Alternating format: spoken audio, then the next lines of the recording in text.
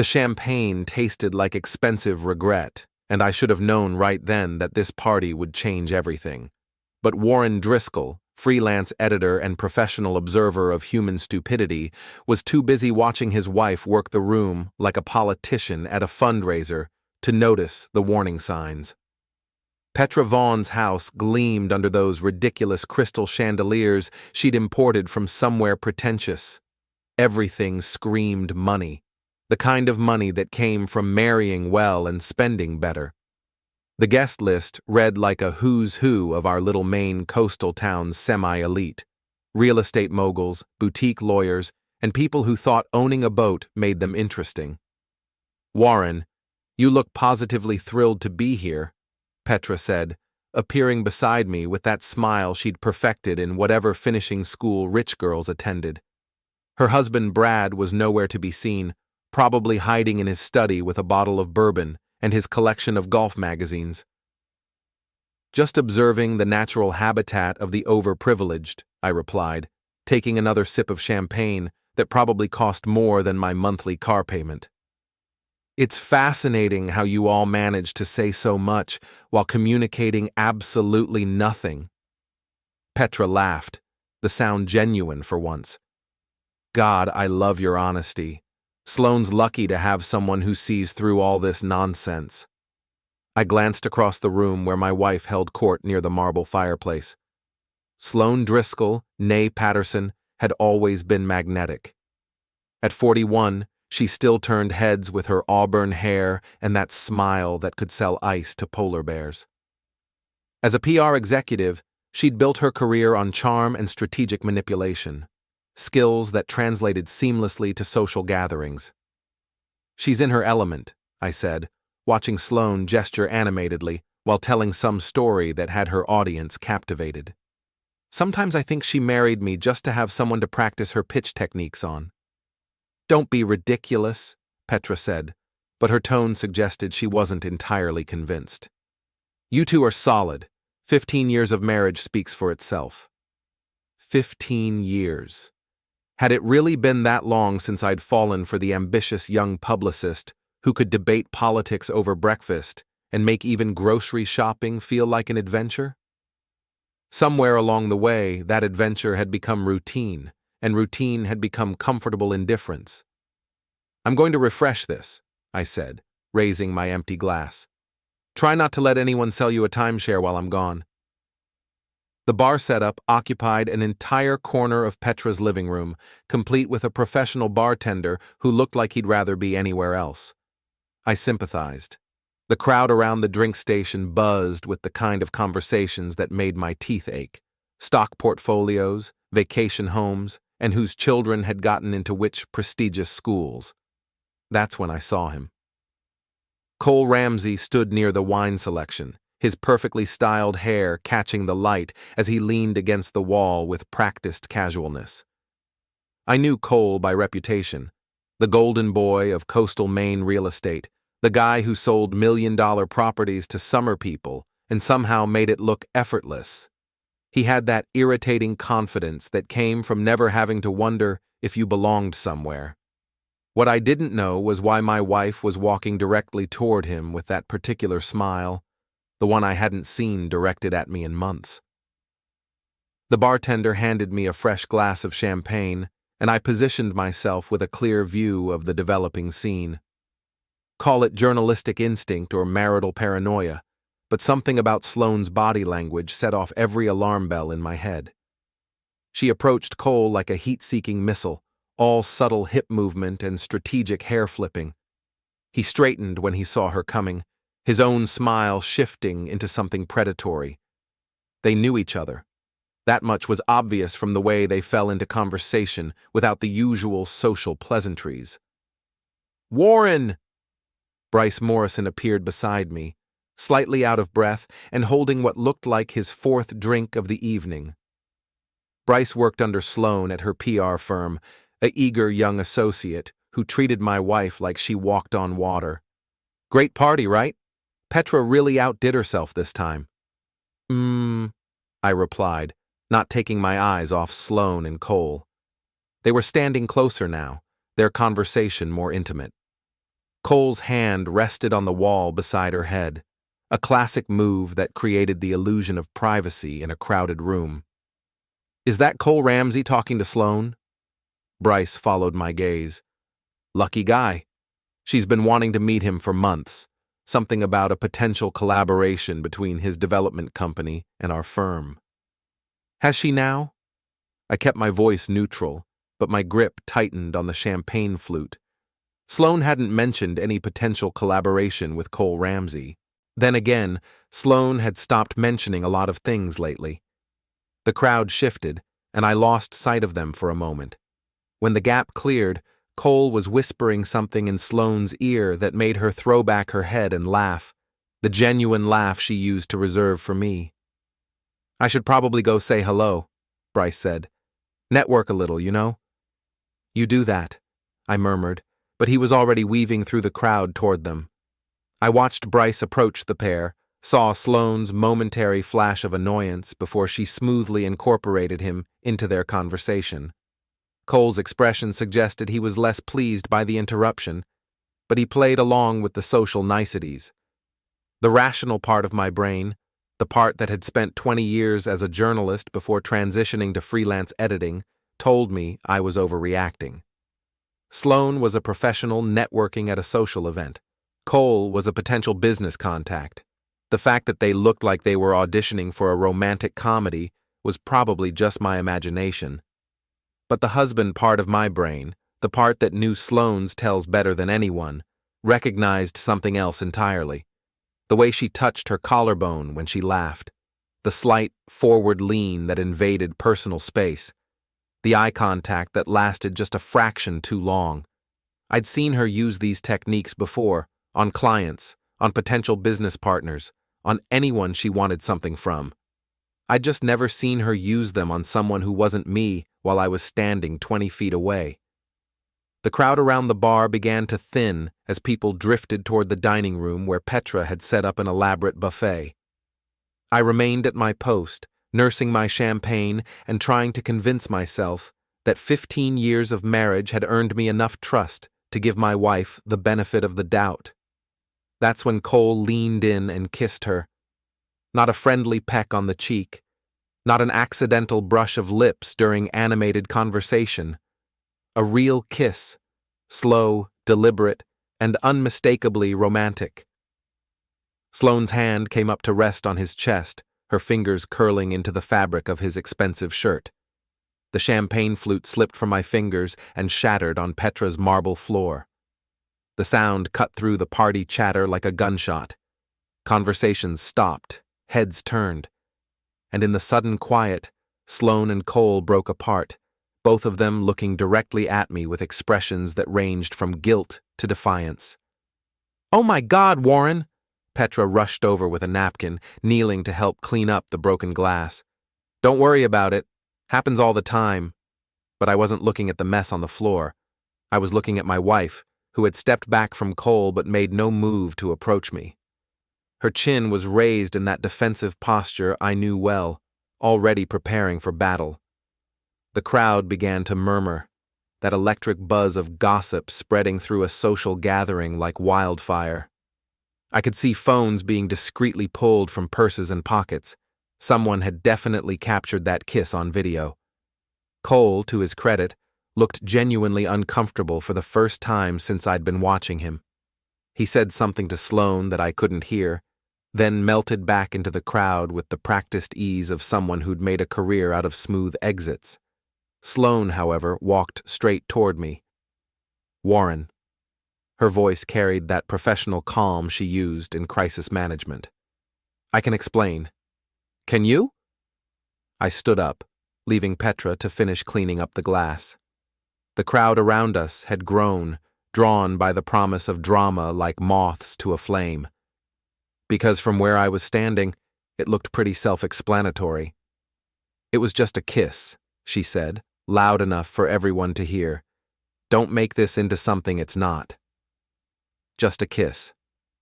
The phrase hung in the air between us like a challenge. Around us, the party guests watched with the rapt attention usually reserved for car accidents and reality television. "Just a kiss," I repeated slowly, letting the words settle in my mouth like wine I was considering whether to swallow or spit out. Exactly. Sloane's smile was brittle but determined. People kiss at parties all the time. It doesn't mean anything. I nodded thoughtfully, as if considering her logic. The crowd leaned in, sensing something significant was about to happen. Even Petra had stopped pretending to clean up glass and was watching us with undisguised fascination. "You're absolutely right," I said finally. "Just a kiss. No big deal at all." Relief flickered across Sloane's face. She'd won this round, or so she thought. I turned away from her and walked directly toward Petra, who was still kneeling on the floor with a handful of champagne-soaked napkins. She looked up at me with confusion as I extended my hand to help her up.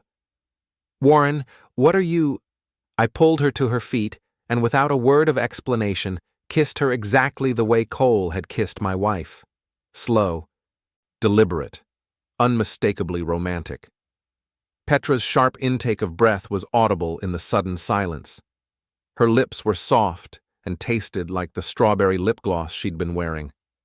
For a moment, she melted into the kiss, her free hand coming up to rest on my shoulder.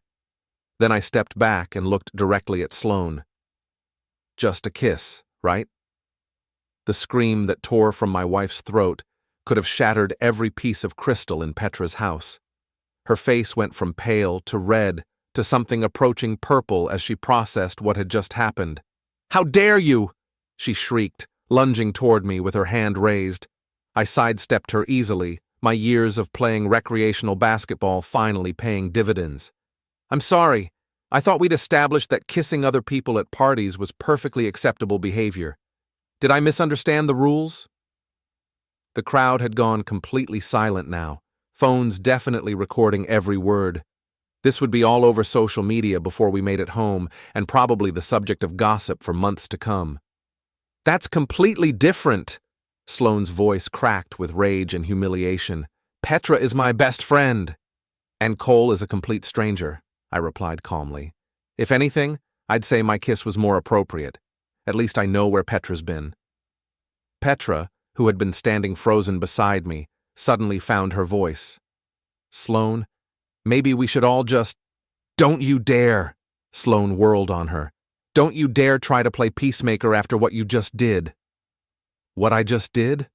Petra's tone shifted from conciliatory to defensive. "What about what you just did? In my house, at my party, in front of everyone we know." "It was just a kiss," Sloane repeated, but the phrase had lost all its power now. It sounded hollow, desperate.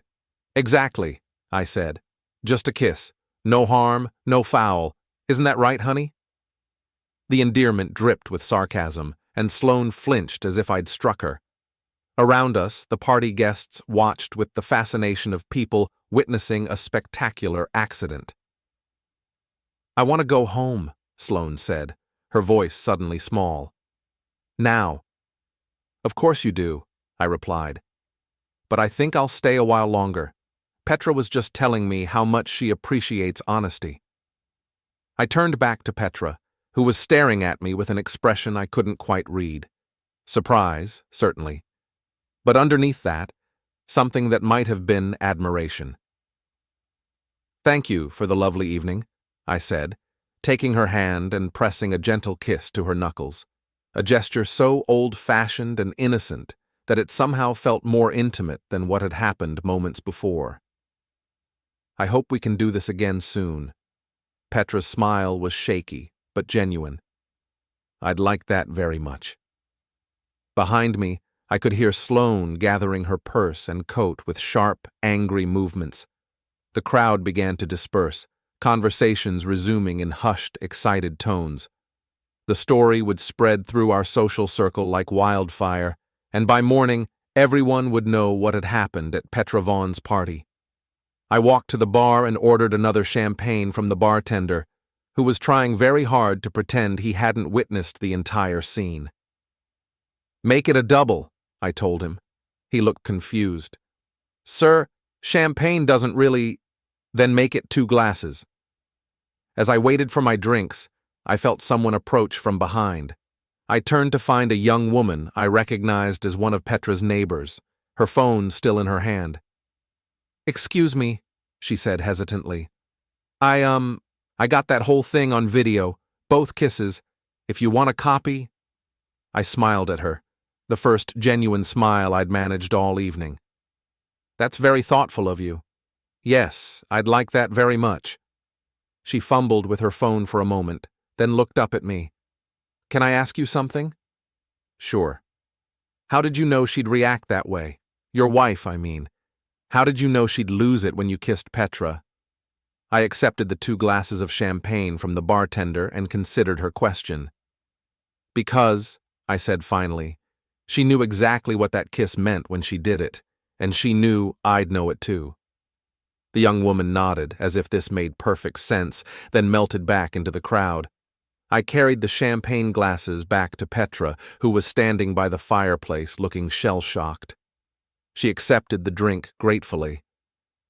"I can't believe that just happened," she murmured. "Which part?" I asked. "Your best friend publicly humiliating her husband, or her husband returning the favor?" "Both. Neither. I don't know." She took a large sip of champagne. "My marriage has been over for months, Warren. Brad and I haven't even been sleeping in the same room since Christmas. But Sloane, I thought you two were happy." "So did I admitted. Turns out we were both wrong."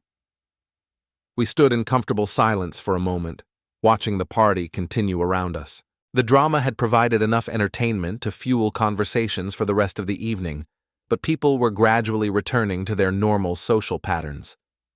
"What happens now?" Petra asked. I thought about Sloane, probably sitting in our car in the driveway, waiting for me to come crawling back with apologies and explanations. I thought about Cole Ramsey, wherever he'd disappeared to, probably congratulating himself on avoiding the worst of the fallout.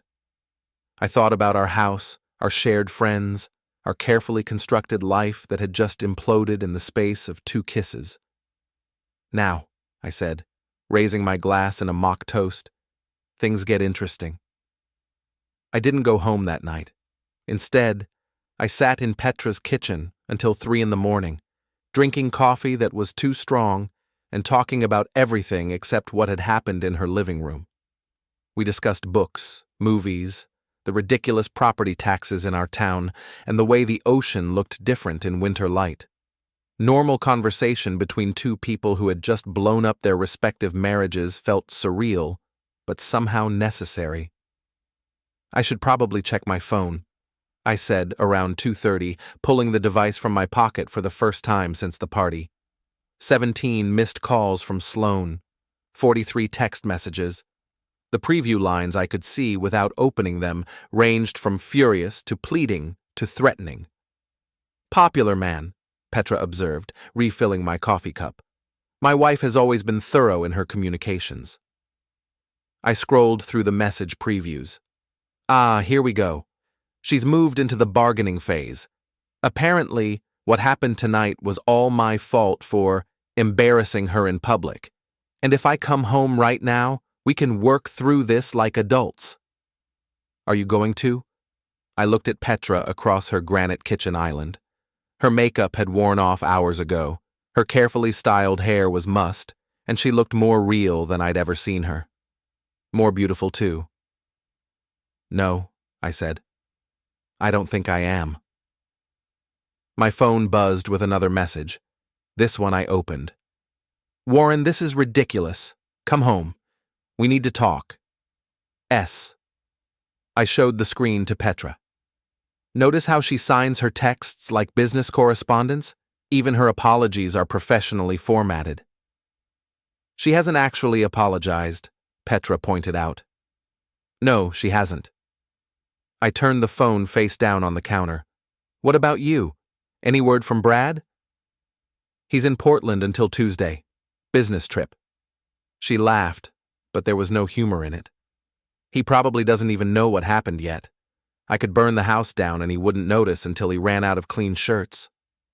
"How long has it been like that?" "Honestly, years. We've been roommates pretending to be married for so long that I'd forgotten what it felt like to have someone actually see me. She paused, her fingers tracing patterns on the counter. Until tonight. The implication hung in the air between us. I'd kissed her to make a point, to mirror my wife's betrayal and throw it back in her face. But somewhere in that moment, something else had happened, something neither of us had expected. Petra, I know, she said quickly. I know it wasn't real. You were angry and hurt, and you wanted to hurt her back. I understand that. Do you?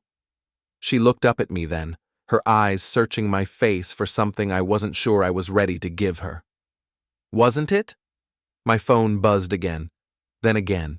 The outside world demanding attention, demanding explanations and decisions and consequences for actions taken in anger and impulse. I should go, I said, standing up from the kitchen stool. Let you get some sleep. Where will you go? Not home, obviously. I hadn't thought that far ahead. Our house was in Sloane's name, a decision we'd made years ago for tax reasons that now seemed incredibly stupid.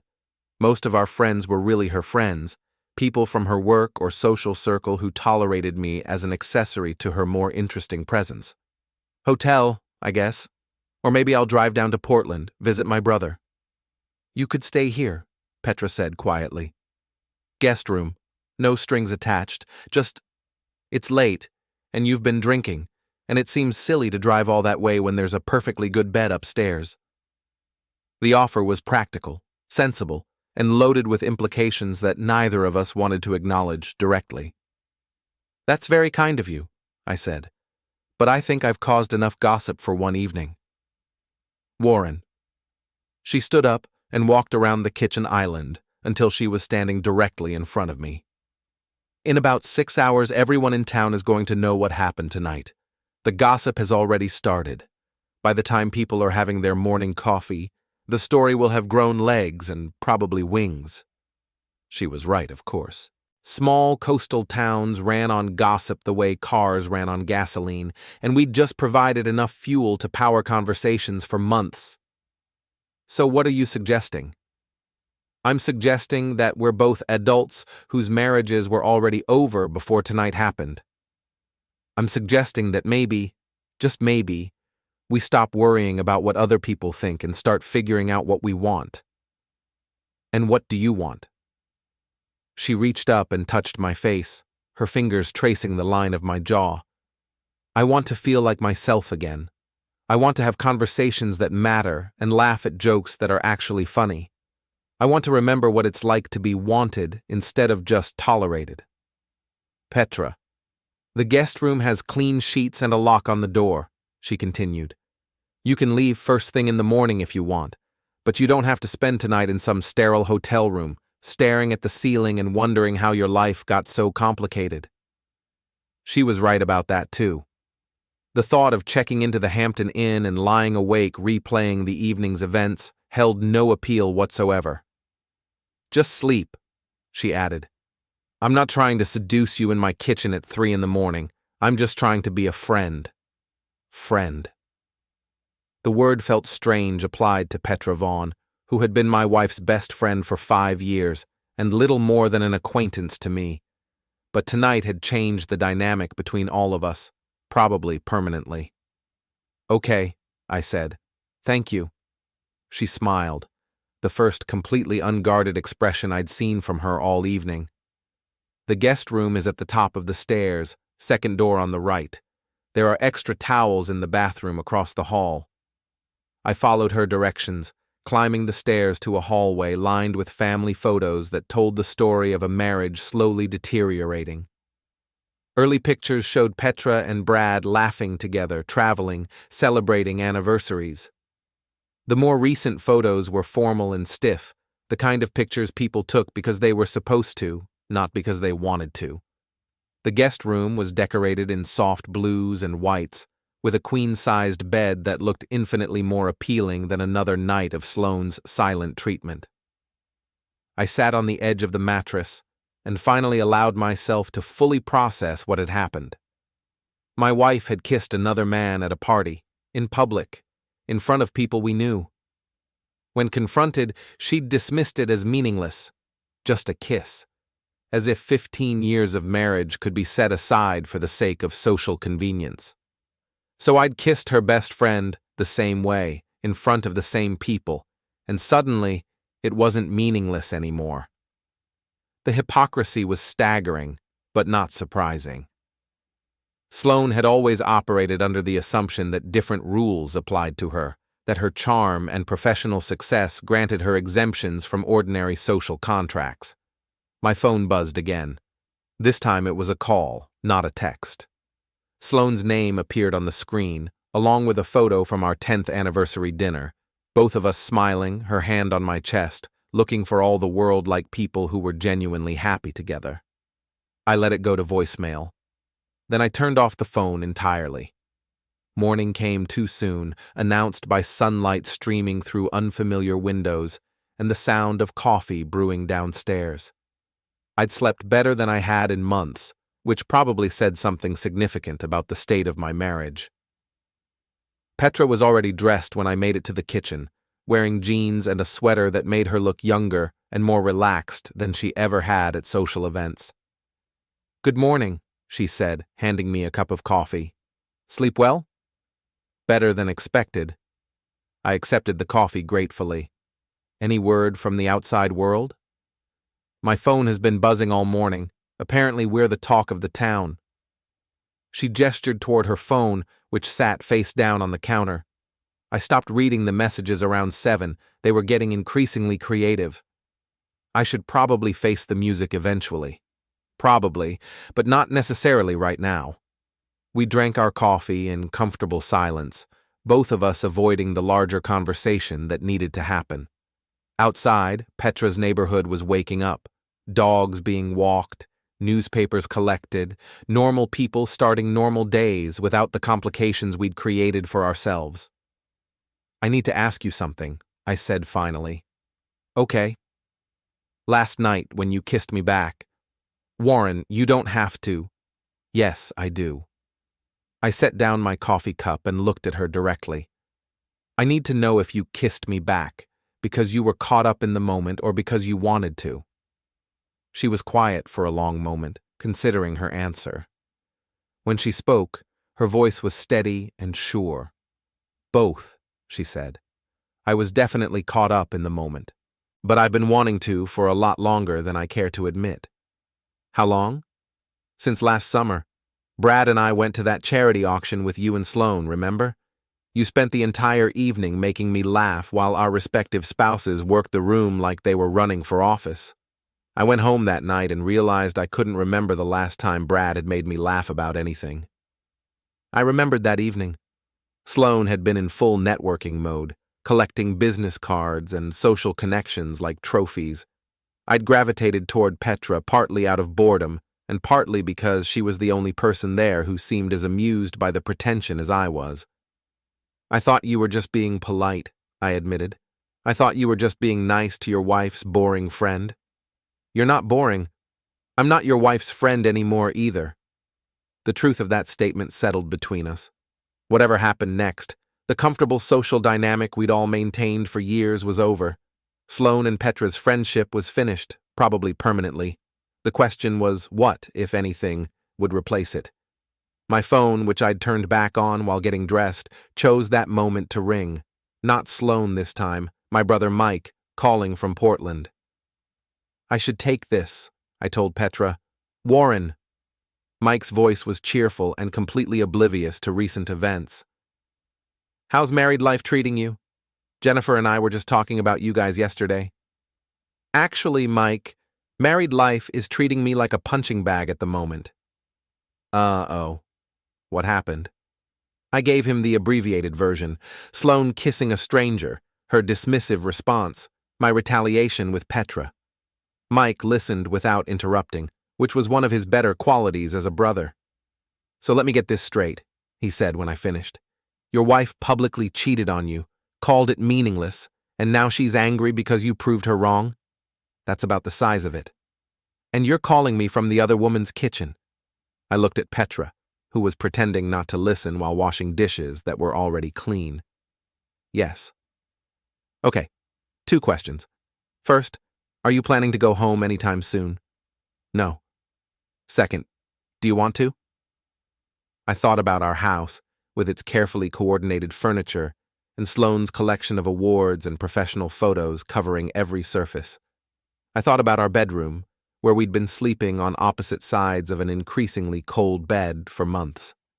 I thought about our kitchen, where conversations had devolved into logistics and scheduling. No, I said again. Then it sounds like you've got your answer. What do you need from me? I might need a lawyer recommendation, and maybe a place to store some of my stuff while I figure out what comes next. Done and done. Jennifer knows a divorce attorney in Portland who's supposed to be excellent, and you know you're always welcome here. Thanks, Mike. I'll probably take you up on both offers. After I hung up, Petra handed me a fresh cup of coffee and sat down across from me at the kitchen table. Divorce attorney? She asked. Seems like the logical next step. I can't imagine Sloane is going to let this slide, and I'm not interested in pretending last night didn't happen.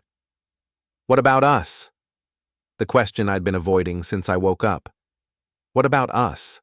Were we 2 people who'd been thrown together by circumstance and mutual revenge, or something more substantial?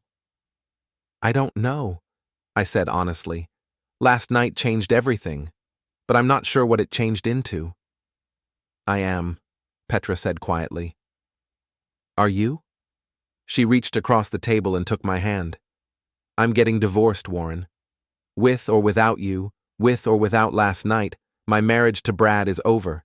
It's been over for years, and last night just gave me the courage to admit it. And I'd like to find out what happens when 2 people who actually like each other try building something together. No pressure, no expectations, just possibility. Possibility. It was a word that had been missing from my vocabulary for longer than I cared to admit. I'd like that too, I said. She smiled and squeezed my hand. Good. Now, what do you say we go face the gossips and give them something really interesting to talk about? Such as? Such as the fact that we're not hiding from what happened last night. We're not ashamed of it, and we're not apologizing for it. You want to go public? Warren, we went public the moment you kissed me in front of half the town. The question now is whether we own it or let other people define it for us. She was right, as she'd been about most things since last night. We could skulk around, trying to minimize the damage and preserve relationships that were already broken, or we could move forward with dignity and let the consequences fall where they might. What did you have in mind?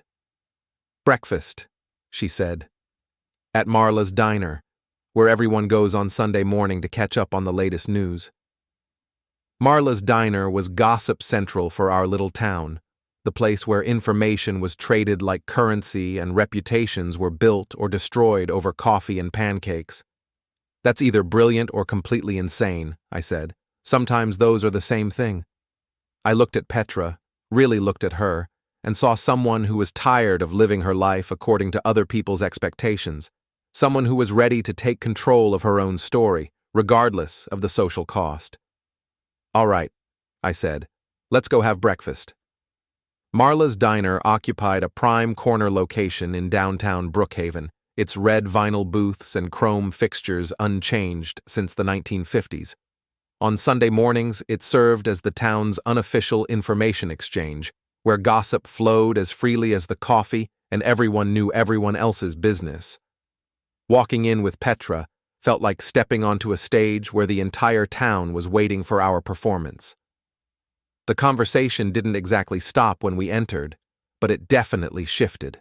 Voices dropped to whispers, heads turned, and I could practically feel the collective intake of breath as people processed what they were seeing.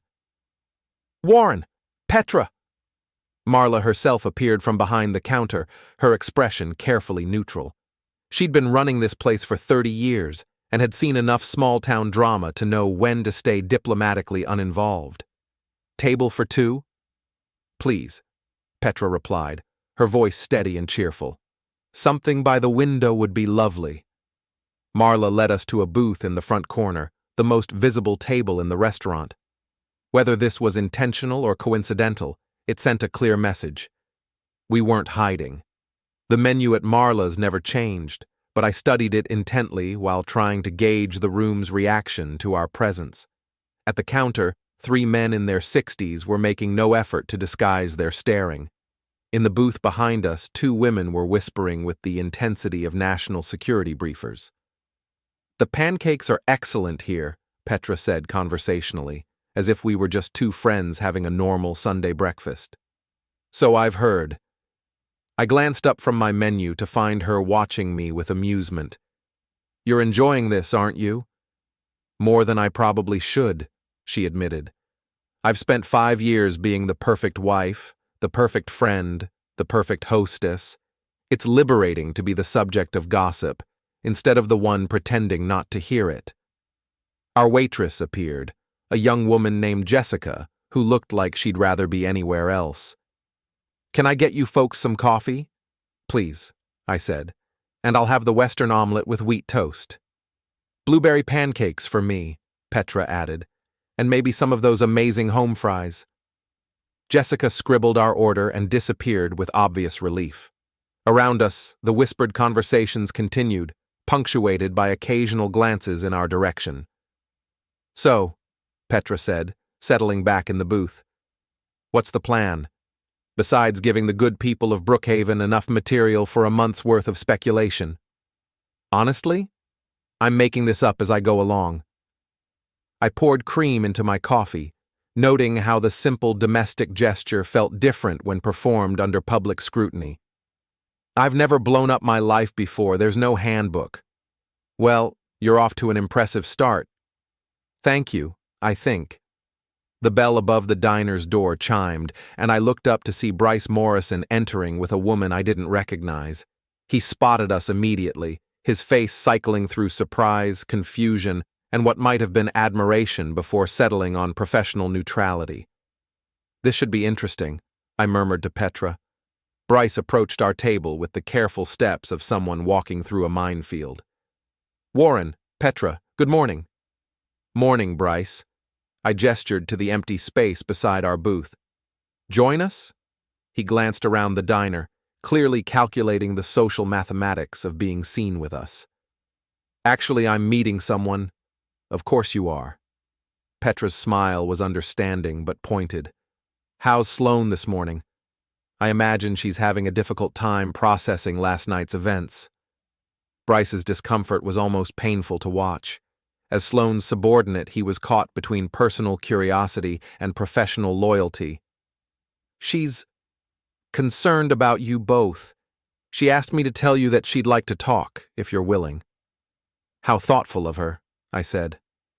"And what exactly would she like to discuss?" "I think she feels there may have been some misunderstandings last night. She's hoping you can work things out privately without involving the whole town." "Ah," I nodded, as if this made perfect sense. "She's concerned about her reputation."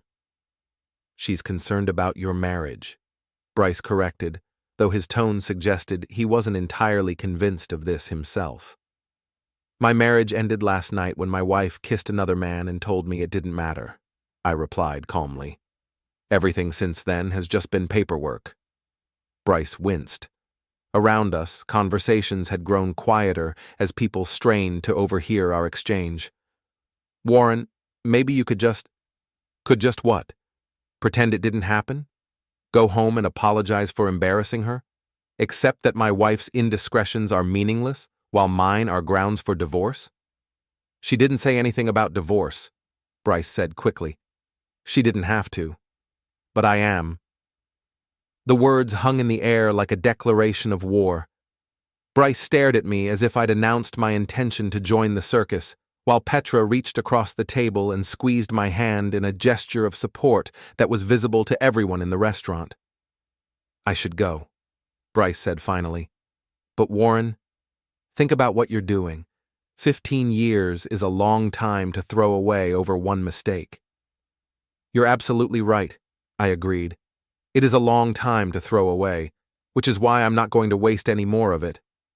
After Bryce left, Jessica returned with our food, setting down plates with the exaggerated care of someone trying not to spill anything while eavesdropping. "This is really happening, isn't it?" Petra said, cutting into her pancakes. "You're actually going through with it. Are you having second thoughts? About breakfast? Never. These pancakes are incredible." She took a bite and smiled. "About the rest of it? No. No second thoughts. You?" I considered the question while working on my omelet. 24 hours ago, I'd been a married man with a predictable life and a comfortable routine. Now, I was sitting in the town's gossip headquarters, holding hands with my wife's former best friend and discussing divorce as casually as the weather. "None," I said, surprising myself with how certain I sounded. "Good, because I have a confession to make." "Oh?" "I called my lawyer this morning, before you woke up. I'm filing for divorce from Brad tomorrow." I set down my fork and looked at her. That was fast. I've been thinking about it for months.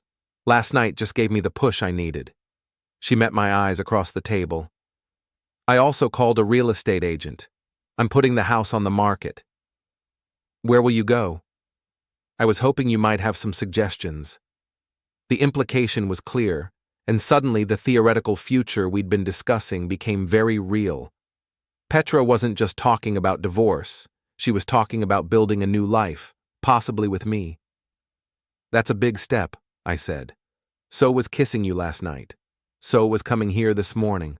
So was holding your hand in front of everyone we know." She leaned forward, her voice dropping to a more intimate level. "Warren, I'm 43 years old. I've spent the last 10 years of my life being married to a man who barely notices I exist. I'm not interested in taking small steps anymore." Before I could respond, the diner's door chimed again. This time, the new arrival made every conversation in the place come to a complete stop. Sloane stood in the doorway, her hair perfectly styled and her makeup flawless, despite what must have been a sleepless night. She wore the navy blue dress she always chose for important meetings, her armor for difficult conversations. Her eyes found us immediately, and I watched her face cycle through emotions too quickly to catalog. Hurt, anger, betrayal, calculation, and finally, cold determination. She walked directly to our table with the measured steps of someone who'd rehearsed this moment. The entire diner watched in fascination as she stopped beside our booth. "Warren," she said, her voice carrying the professional calm she used for crisis management. "We need to talk." "Hello, Sloane." I didn't stand up, didn't let go of Petra's hand, didn't show any of the automatic deference that 15 years of marriage had trained into me. "How are you this morning?"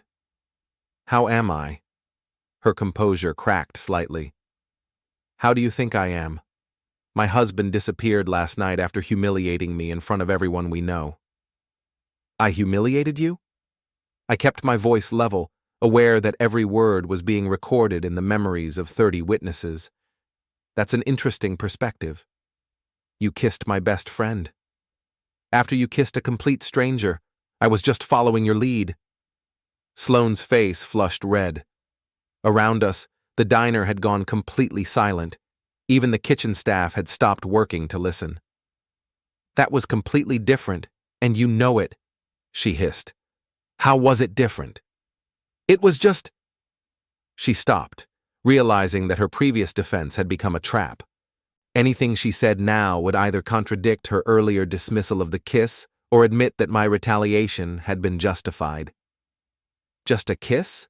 Petra suggested helpfully. "Meaningless? No big deal?" Sloane turned on her former friend with fury that was no longer contained by social niceties. "You stay out of this. This is between me and my husband."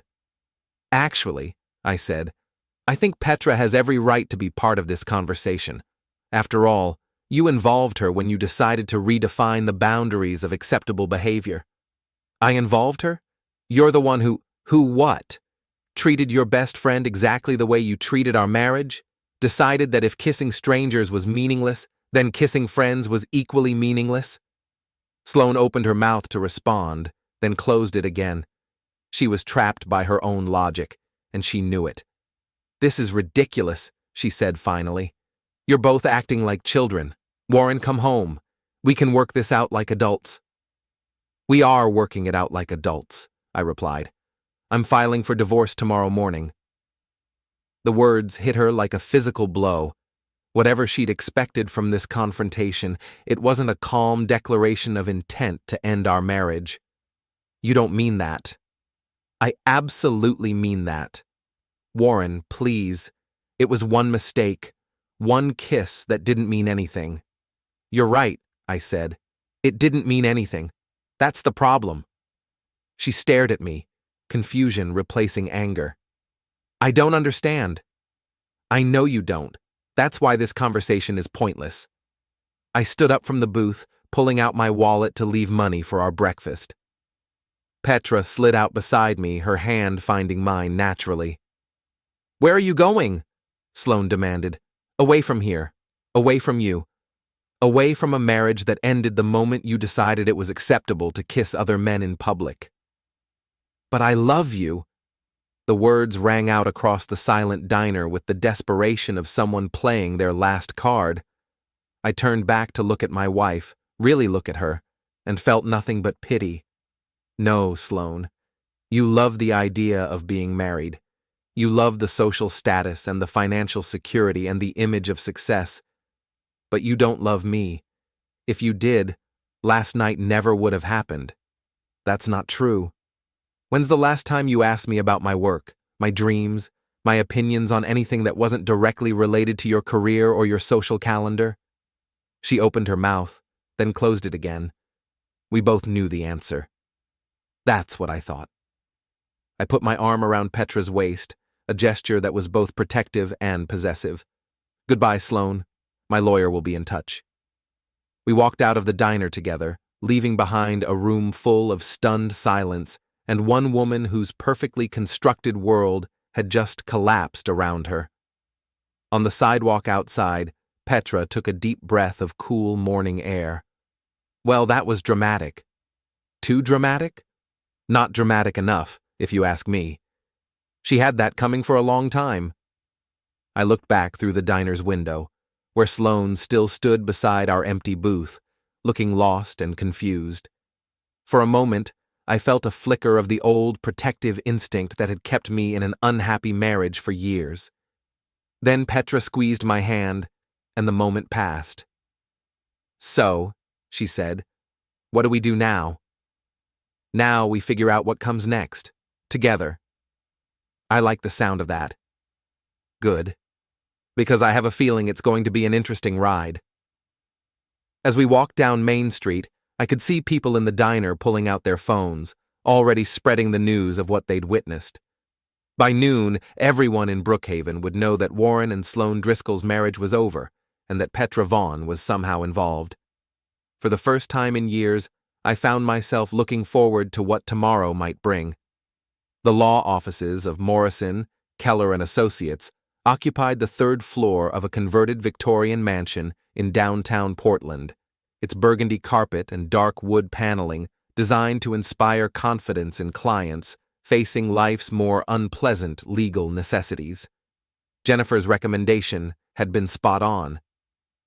Diana Morrison was exactly the kind of divorce attorney I needed, sharp, experienced, and completely unimpressed by the emotional drama that had brought me to her office.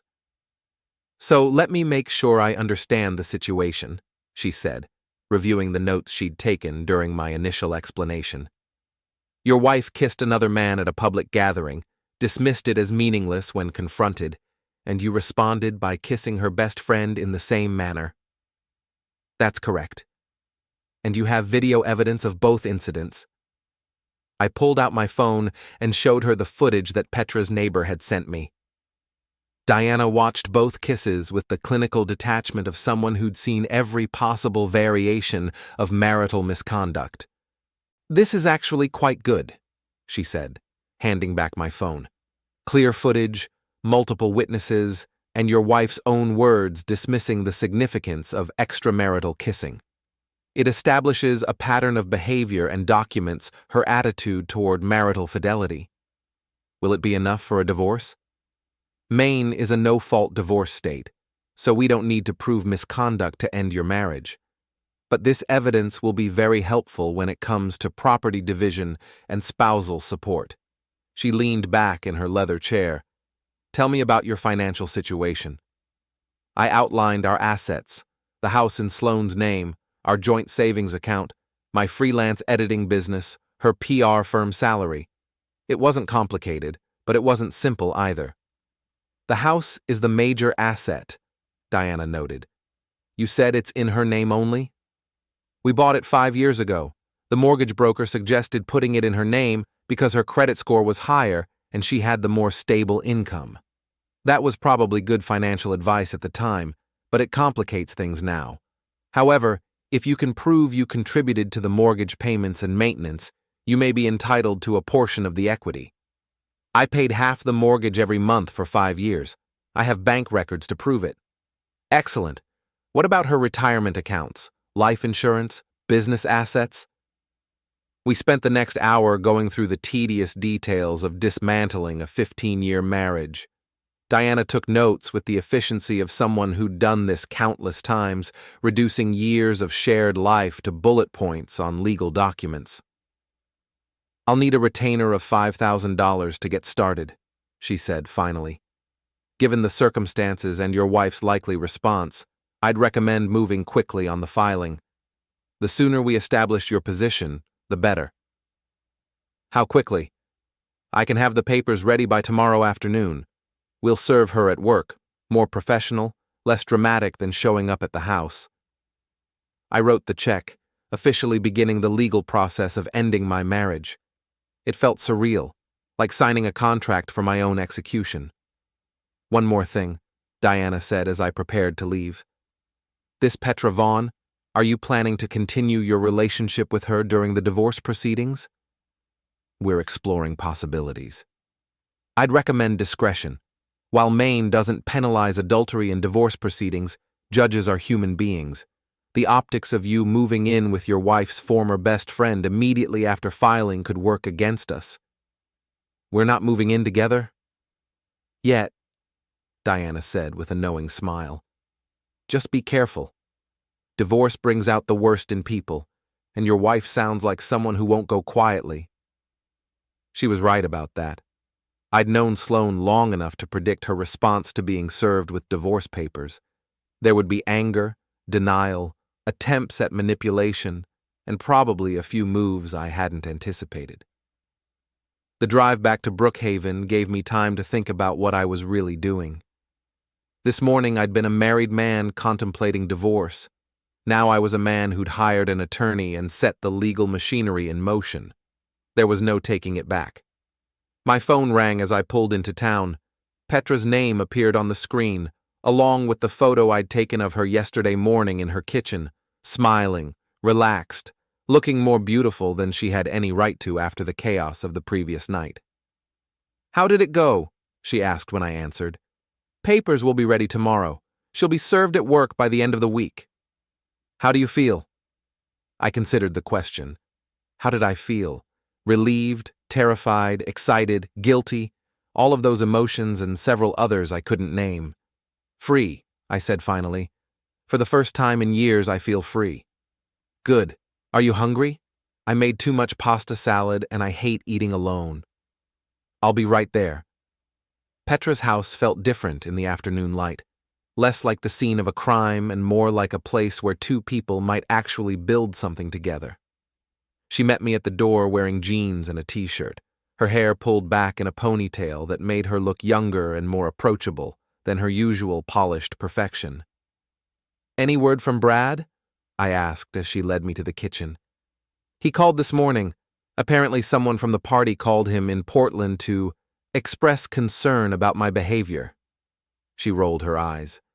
Amazing how quickly news travels when it involves scandal. What did you tell him? The truth, that our marriage has been over for months and last night just made it official. She handed me a plate of pasta salad and a beer. He took it better than I expected, actually. I think he's been as miserable as I have. Will he contest the divorce? Doubtful. He's already talking about selling the house and splitting everything down the middle. Brad may be emotionally absent, but he's not vindictive. You're lucky. I have a feeling Sloane is going to make this as difficult as possible. We ate lunch on her back deck, overlooking a garden that was clearly Petra's domain. Brad had never struck me as someone who cared about flowers or landscaping, and the careful arrangement of perennials and ornamental grasses showed a level of attention that spoke to years of solitary effort. "This is beautiful," I said, gesturing toward the flower beds. "Thank you. It's been my therapy for the last few years.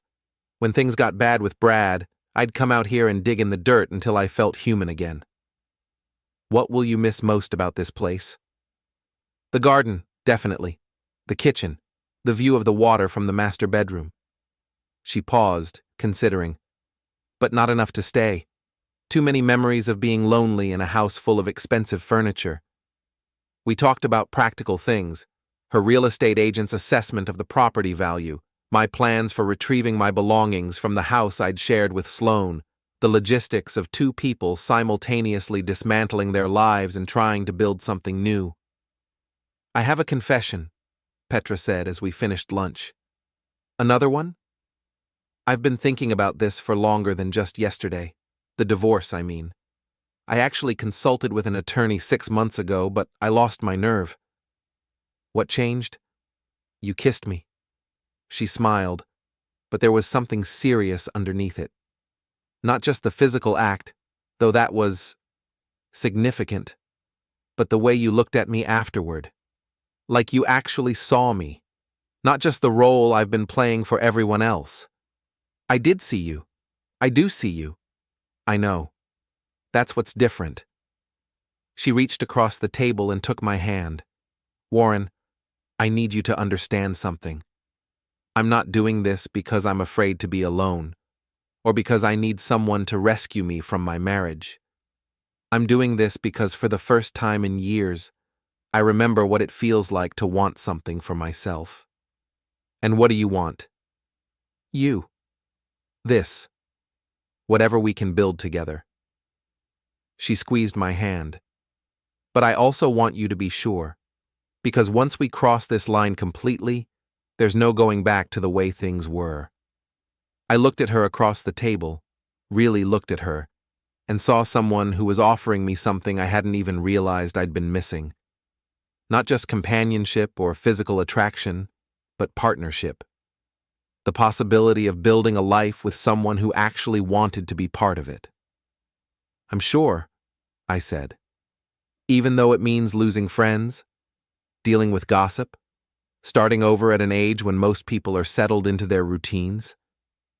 Especially because of those things. I'm tired of living my life according to other people's expectations." She smiled, and I saw relief in her eyes. "Good. Because I already put an offer on a house." "You what?" "There's a cottage for sale on Elm Street. 2 bedrooms, 1 bath, tiny kitchen, but it has character and a garden space, and it's completely different from this place." She pulled out her phone and showed me photos of a small Cape Cod-style house with weathered shingles and flower boxes under the windows. "The asking price is reasonable, and it would be perfect for someone starting over." "For someone, or for 2 people?" "That depends on whether you're interested in being my roommate." Roommate. The word was carefully chosen, offering partnership without pressure, companionship without assumptions about where our relationship might lead. "I'm very interested," I said. "Good, because I already told the realtor we'd like to see it this afternoon." The cottage on Elm Street was everything Petra had promised. Small, charming, and completely different from the houses we'd shared with our respective spouses. It had hardwood floors that creaked in all the right places, windows that let in more light than seemed possible, and a kitchen that was barely large enough for 2 people, but somehow felt more inviting than any room I'd ever occupied. "The garden space is perfect," Petra said, standing in the backyard and gesturing toward an area that was currently overgrown with weeds but had obvious potential. "I could have vegetables over here, flowers along the fence, maybe a small patio for morning coffee." You're already planning to buy it, aren't you? I put in an offer an hour before you got here. Full asking price, cash, close in 30 days. That's fast. I told you, I'm done taking small steps. We walked through the house again, this time with me imagining my books on the built-in shelves in the living room, my desk in the smaller bedroom that would serve as an office, my coffee mug on the counter of the tiny kitchen. What do you think? Petra asked as we stood in the living room. I think it's perfect. Perfect enough to take a leap of faith with a woman you kissed for the first time 2 days ago? I considered the question seriously. 2 days ago, I'd been married to someone else, living in a different house, following a routine that had become comfortable through repetition rather than choice. Now I was standing in an empty cottage, planning a future with someone who had been little more than an acquaintance until recently. It should have felt crazy, impulsive, dangerous. Instead, it felt like coming home. Yes, I said, it's perfect enough for that. She kissed me then, soft and sweet and full of promise. Outside, the afternoon sun slanted through the windows, painting everything in golden light that made the future seem not just possible, but inevitable. So, she said when we broke apart, ready to give the gossips something really interesting to talk about? Bring it on. As we locked up the cottage and headed back to our cars, I realized that for the first time in years, I was genuinely excited about what tomorrow might bring. It was a feeling I'd almost forgotten, and I had no intention of letting it go. The drive back to Petra's house gave me time to process what had just happened. In the space of one afternoon, I'd hired a divorce attorney, agreed to move in with my wife's former best friend, and committed to buying a house with someone I'd known as more than an acquaintance for exactly 48 hours. By any rational measure, it was completely insane. By every emotional measure that mattered, it was the first sensible thing I'd done in years. My phone buzzed with a text message as I pulled into Petra's driveway. Unknown number, but the message was unmistakably from Sloane. We need to talk. This has gone far enough. I showed the message to Petra when she arrived a moment later. She's persistent. I'll give her that, Petra said. Should I respond? That depends. Do you have anything left to say to her? I thought about it. Did I? Was there some conversation that might salvage 15 years of marriage, some explanation that might make sense of what had happened at the party, some compromise that might restore the life I'd been living just 2 days ago? No, I said finally. I don't think I do. Then don't. Let your attorney handle the communication from now on. That's what you're paying her for. She was right. The time for personal conversations with Sloane had ended the moment she'd kissed Cole Ramsey and dismissed it as meaningless. Everything from here forward would be legal, financial, and procedural. The emotional part of our marriage had died at Petra's party. Everything since then had just been the paperwork. Come on, Petra said, taking my hand. Let's go inside and start planning our future. I have wine, takeout menus, and a completely inappropriate amount of enthusiasm for someone who's about to become the subject of every gossip session in town. Sounds perfect, I said. And for the first time in longer than I could remember, I meant it. The divorce papers were served to Sloane at her office on a Thursday afternoon, delivered by a professional process server who found her in the middle of a client presentation. According to Bryce, who called me an hour later with a breathless account of the scene, she'd handled it with her usual professional composure until the server left. Then she'd excused herself from the meeting and locked herself in her office for the rest of the day. She's not taking it well, Bryce said, his voice carrying the nervous energy of someone caught between loyalty and self-preservation. She keeps saying you'll come to your senses, that this is all some kind of elaborate bluff to get her attention. It's not a bluff, Bryce. I know that. You know that. But Sloane, he paused, choosing his words carefully. She's not used to people walking away from her. In her mind, you're just playing hard to get. Then she's going to be very disappointed. Warren, can I ask you something? Sure. Are you happy? I mean really happy. Not just angry at your wife happy? The question caught me off guard. Was I happy? I was certainly many things. Relieved, excited, nervous, optimistic. But happy seemed almost too simple a word for the complex mix of emotions that had defined the past week. Yes, I said finally. I think I am. Good, because she's hired Mitchell Graves to represent her. I knew the name. Mitchell Graves was the most expensive divorce attorney in Maine, a shark who specialized in high-conflict cases and had a reputation for turning routine divorces into scorched-earth campaigns. That seems excessive for a 15-year marriage with no children and relatively simple finances, I said. Yeah, well, you know Sloane. She doesn't do anything halfway. After hanging up with Bryce, I called Diana Morrison to give her the heads up about Sloane's choice of representation. Mitchell Graves, she repeated when I told her. Well, that's interesting. He doesn't come cheap, and he doesn't take cases unless he thinks there's significant money involved or serious dirt to uncover. There's no serious money, and I don't have any dirt worth uncovering. Then he's probably planning to create some. Graves specializes in character assassination, making the other party look so bad that judges award his clients everything just to end the proceedings. What does that mean for us? It means we need to be prepared for things to get ugly. He'll probably try to paint you as an adulterer who abandoned his marriage for his wife's best friend. He'll question your mental state, your financial motives, maybe even suggest that you and Petra were having an affair before the party. We weren't. I know that, and you know that. But proving it might be challenging. The timeline is certainly suspicious from an outside perspective. You kiss her at the party, spend the night at her house, hire a divorce attorney the next day, and put an offer on a house together within a week. She was right. The speed of our relationship's development would look calculated to anyone who didn't understand the emotional context. What do you recommend? Document everything. Keep records of your interactions with Petra, your financial transactions, your living arrangements. If Graves is going to build a case around your character, we need to be able to defend it with facts. And in the meantime? In the meantime, we prepare for war.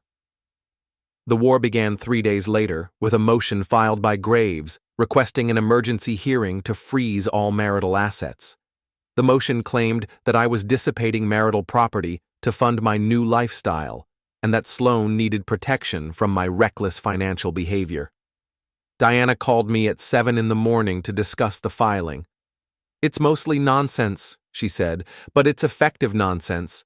He's trying to make you look like someone who's liquidating assets to spite his wife. I haven't liquidated anything. I wrote a check for your retainer and put earnest money down on a house. Both transactions are completely documented. I know, but the optics are challenging. A man leaves his wife and immediately starts spending money on a new house with another woman. It plays into certain stereotypes about midlife crisis behavior. So what do? We fight it. I'll file a response showing that your financial behavior has been completely reasonable and transparent. But Warren, this is just the opening salvo. Graves is testing our defenses, seeing how we respond to pressure. And I have a feeling things are about to get much more interesting. The emergency hearing was scheduled for the following Monday in Cumberland County Family Court. Diana advised me to dress conservatively, speak only when spoken to, and prepare for Graves to paint me as a middle-aged man who'd abandoned his responsibilities for a younger woman. Petra's only 2 years younger than me, I pointed out. Facts have never stopped Mitchell Graves from crafting a compelling narrative. The courthouse was a modern building that managed to feel both imposing and sterile, its marble floors and fluorescent lighting designed to intimidate rather than comfort. Diana met me in the lobby, looking sharp in a navy blue suit that probably cost more than I'd spent on clothes in the past year. Remember, she said as we rode the elevator to the family court floor, this is just a preliminary hearing. The judge is only deciding whether to freeze assets pending a full hearing on the merits. Keep your answers short, factual, and unemotional. What about Sloane? What about her? Will she be there? Diana studied my face carefully. Yes, she'll be there. Are you prepared for that? I thought about it. I hadn't seen Sloane since the confrontation at the diner, hadn't spoken to her since the night of the party. In the intervening weeks, she'd become almost abstract in my mind, a legal obstacle rather than a person I'd once loved. I think so. Good. Because she's going to try to get a reaction out of you. That's part of Graves's strategy. Provoke you into saying or doing something that supports their narrative about your mental state. The family court waiting area was filled with people in various stages of marital dissolution, their faces carrying the particular strain that comes from having your private life dissected in public. Diana and I found seats near the window, and I tried to focus on the legal documents she'd prepared rather than the knot of anxiety growing in my stomach. Driscoll versus Driscoll, the bailiff called. We entered the courtroom, and I saw Sloane for the first time in 3 weeks. She looked perfect, of course. Her hair was professionally styled, her makeup flawless, her charcoal gray suit expensive and tasteful.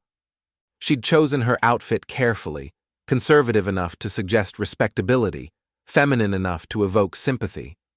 This was Sloane in full professional mode, the version of herself she deployed for important client meetings and social occasions where image mattered more than substance.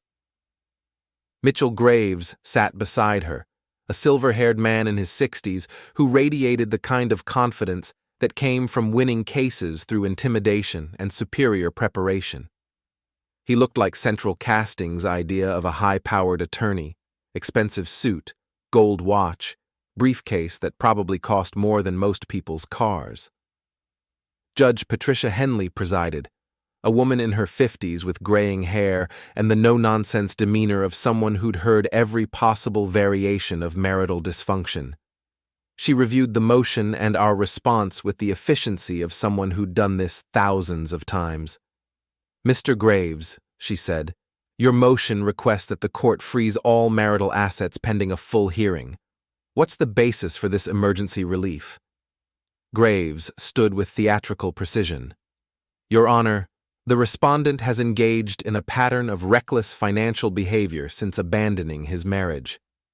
Within days of leaving the marital home, he hired an expensive divorce attorney, put earnest money down on a house with another woman, and has been living beyond his means while refusing to contribute to household expenses. Ms. Morrison? Diana rose smoothly. Your Honor, my client's financial behavior has been completely reasonable and transparent. He hired legal representation, which is his right. He put earnest money down on a house, which is a normal part of securing housing after a marital separation, and he's contributed to household expenses for 15 years. His obligation ended when he was effectively barred from the marital home by his wife's conduct. Mr. Graves, do you have evidence that Mr. Driscoll has dissipated marital assets? Your Honor, the pattern of behavior speaks for itself. A man doesn't abandon a 15-year marriage and immediately start spending money on a new life without some premeditation. We believe there may be hidden assets, undisclosed income, or other financial improprieties that require investigation. Judge Henley looked skeptical. That's a serious accusation. Do you have any evidence to support it? We're requesting discovery to uncover the evidence, Your Honor. Ms. Morrison? Your Honor, this is a fishing expedition. Mr. Graves has no evidence of financial impropriety because there isn't any. My client is a freelance editor who earns a modest income and has been completely transparent about his assets. This motion is an attempt to harass him and delay the proceedings. Judge Henley reviewed the documents again, her expression suggesting she'd seen this particular dance many times before. Mr. Driscoll, she said, looking directly at me, please stand.